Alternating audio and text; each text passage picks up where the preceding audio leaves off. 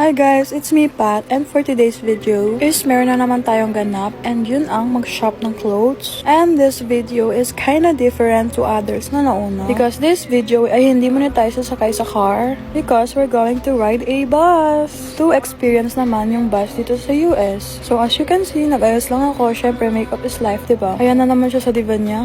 Di ba matatapos yan?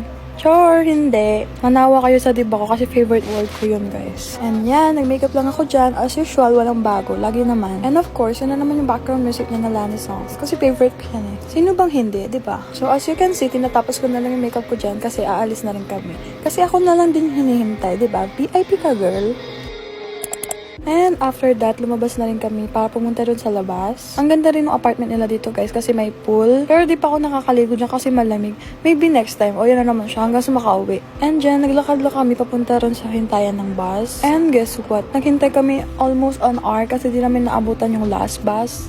So yan, waiting kami sa bus. Kasi nga, matagal nga, di ba? Sorry na kung mukha kang galit. Alam niyo namang mahal na mahal ko yung mga fans ko eh.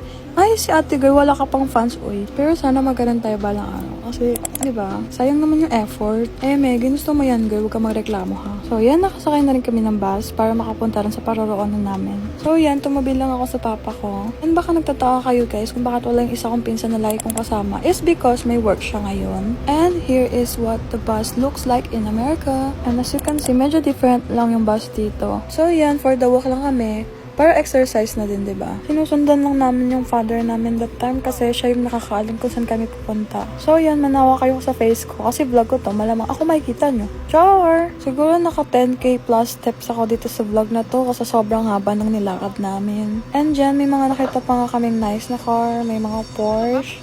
Diba? Sana all na lang. Anyway, konting story time lang, guys. Gusto ko lang sabihin sa inyo na sa tuwing gumagawa ko ng vlog is nabuboost lalo yung confidence ko. And yun nga, parang nagiging comfort zone ko yung pagbablog. Parang nagiging stress reliever ko na rin siya. And medyo nawawala yung lungkot ko pag gumagawa ko ng vlog. Kasi nga, syempre, malayo ako sa family ko. I only have my brother and my father. Anyway, yun lang. Mamaya na ulit yung story time. Nakarating na rin kami sa pupuntahan namin, which is yung thrift store. And you know, guys, naghahanap lang ako ng trip ko dyan. And suddenly, nakahanap ako ng damit na may name ko. What a coincidence, diba? Look, oh, diba? Kaya binili ko yan. Kasi destiny. Sabi nila, pag para sa'yo, bilhin mo. Char! So, naghanap-hanap lang ako dyan ng pwedeng mabili. So, yan yung itsura ng thrift store, guys. Marami rin naman choices. Kaya nag-ikot-ikot pa ako. Baka sakaling may mabili pa ako. Tingin-tingin lang ako dyan para kung may makita akong maganda. Eh di anong gagawin?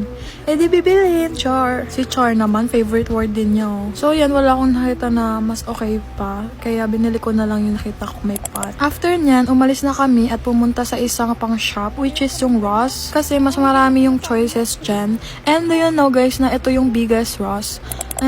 Hindi ako sure, pero baka ito yun. Kasi sabi ng tatay ko, sinabi ko lang naman, diba? Ayan, nakapasok na kami sa loob. And nagtingin-tingin na kami ng mga pwedeng mabili. Malamang kaya ka nga nandyan para bumili.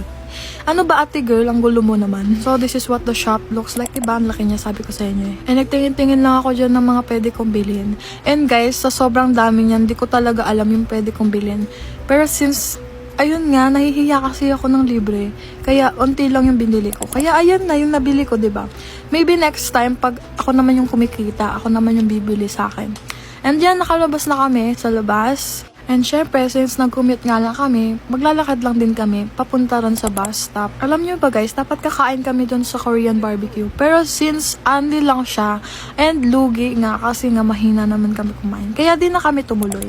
So yan, naghintay lang kami ng bus. And ang ganda ng view dyan guys, para siyang BGC sa Philippines. Ganyan-ganyan lang yan, pero nilalamig na yan. Kasi naman hapon na, bakit kasi walang baon na jacket. So yan na yung bus, nakarating na. Kaya sumakay na rin kami agad para makauwi na, diba? And then dyan, nagbayad lang ako. And since wala pa kasi akong card, kaya cash pa. Pero pwede naman siyang card guys, itatap nyo lang. So, ayan, nakasakay na rin kami sa bus. And naghintay na makauwi. Pero since hindi nga kami natuloy makakain dun sa Korean barbecue, kaya aalis kami ulit. Ayan, araw-araw na naman siya dyan. And this time, nagpalit ako ng pang-walking kasi hindi pang-walking friendly yung shoes ko kanina. 'Diba? Anyway, ayan, naglakad na kami ron sa kainan kasi malapit lang naman yun. Which is yung McDo. O, 'diba, from Korean barbecue to McDo. Kasi nga hindi talaga sulit since wala rin talaga kaming ganang mag-andli today. So, yan, naglakad lang ako dyan. And guys, hanggang dito lang yung vlog kasi nga nalobat ako kaya hindi ko na rin na-video yung kumakain kami. Patawarin niyo na ako. Siguro next time na lang ako babaw. Promise, next time. Sige, bibilin ako ng power bank para sa inyo. Para naman hindi na tayo nalulubat, diba? So, ayan, naglalakad lang kami sa pedestrian. And ang gara nung signal dyan sa walking kasi wala pang kalahati. Stop agad. Ano yan? E di, ayan, naglakad na kami para makarating doon sa McDo. And hanggang doon lang. That's all. Paalam.